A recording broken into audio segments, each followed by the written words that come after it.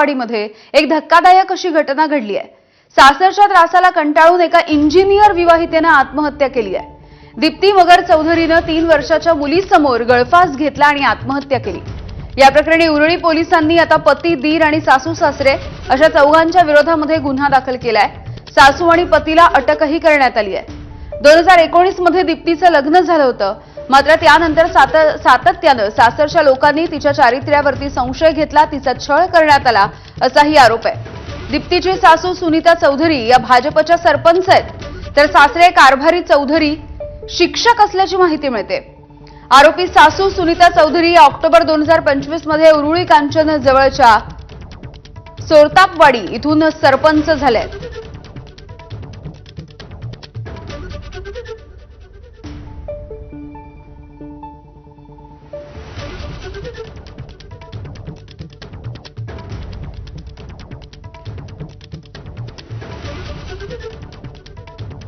दरम्यान आत्महत्या केलेल्या दीप्ती मगर चौधरीच्या आई-वडिलांनी नेमका काय आरोप केलाय आपण बघूया।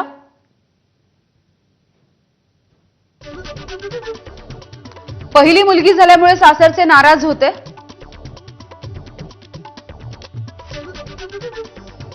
सासरच्या मंडळींनी दुसऱ्यांदा जबरदस्ती गर्भलिंग तपासणी आणि गर्भपातही करायला लावला। गर्भलिंग तपासणीला नकार दिल्यामुळे पतीने मारहाण केली, शिवीगाळ आणि दमदाटी देखील झालेली होती। शारीरिक आणि मानसिक छळाला कंटाळून दीप्तीने आत्महत्या केली असा तिच्या कुटुंबियांचा आरोप आहे। नोव्हेंबर 2025 मध्ये प्रचंड मानसिकरित्या खचलेली आणि ती नाराज होती। वंशाला दिवा हवा म्हणून सासरच्यांनी सुनेला दमदाटी केली। पैसे घेऊनही मुलीला त्यांनी त्रास दिला। दीप्तीच्या कुटुंबाकडून तिच्या सासरच्या मंडळींनी पैसे घेतले।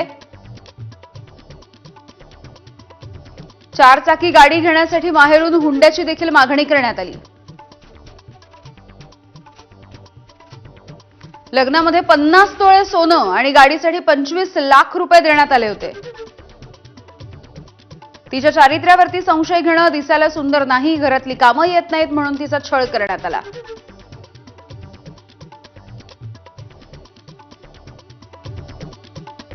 दरम्यान दीप्ती चौधरी आत्महत्येच्या प्रकरणी दीप्तीच्या परिवारानं नेमकं काय म्हटलंय आपण बघूया।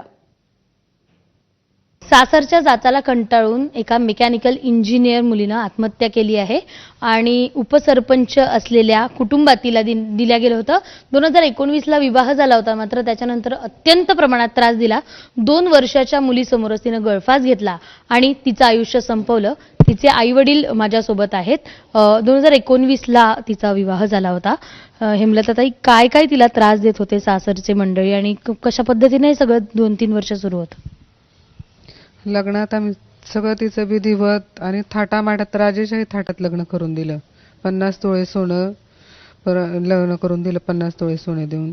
ते म्हणतील त्याप्रमाणे बाकीचे सगळे हट्ट पूर्ण केले। जेवण सगळं, कार्यालय पण त्यांच्या म्हणण्याप्रमाणे घेतलं, सगळं व्यवस्थित करून दिलं। सुरुवातीचे थोडे दिवस गेले चांगले, नंतर तो तिच्यावर संशय घ्यायला लागला, रोहन चौधरी, की तू कॉलेजला जात होती, तुझं लफडं असेल, असं तसं संशय घ्यायला लागला। मग ती इकडं आली की कुणाच्या घरी जायची नाही, फक्त इथंच थांबायची की नको माझा नवरा संशय घेतो माझ्यावर, की तू अशी तू तशी।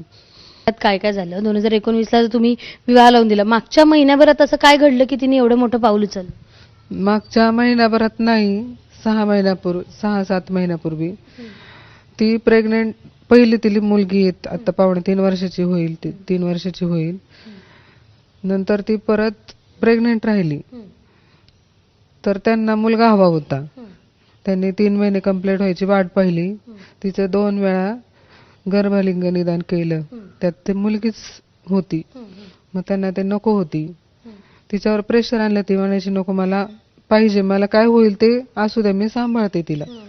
पण त्यांनी तिला प्रेशर करून करून करून तिला अबॉर्ट करायला लावलं। अबॉर्ट झालं, ते पण सिजर करून काय ॲबॉर्शन झालं, असं नॉर्मल नाही झालं।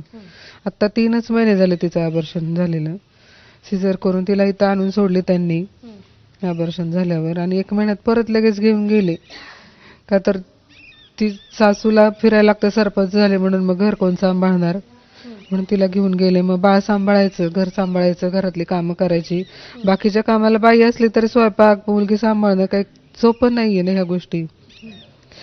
आणि 6 महिन्यापासून तिने मला इतके दिवस काही सांगितलं नव्हतं. मी परवा तुम्ही कधी सांगितलं की तुम्हाला हे सगळ्यात मला त्रास होतोय सासरी, इतका थराचा त्रास दिला जातोय? सांगायचे दरवेळेस मला थोडं, मम्मी असं म्हणतात, आमच्या मम्मी असं म्हणतात, रोहन असं म्हणतो, रोहन म्हणतो सांग तुझ्या पप्पाला मला मदत करा आहे की तुमच्याकडं, किंवा रोहन दिसण्यावरून बोलणं, तू मला शोभतच नाहीये, तू नीटच नाही राहत घरात, प्रत्येक गोष्टीला तुला टोमणे मारायचे.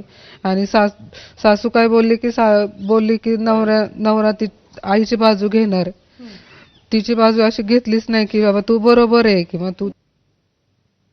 तर या सगळ्या संदर्भात राज्य महिला आयोगाच्या अध्यक्षा रुपाली चाकणकर हुंड्यासाठी बळी गेलेल्या दीप्ती मगर चौधरीच्या आईवडिलांची भेट घेणार आहेत आणि अगदी थोड्याच वेळामध्ये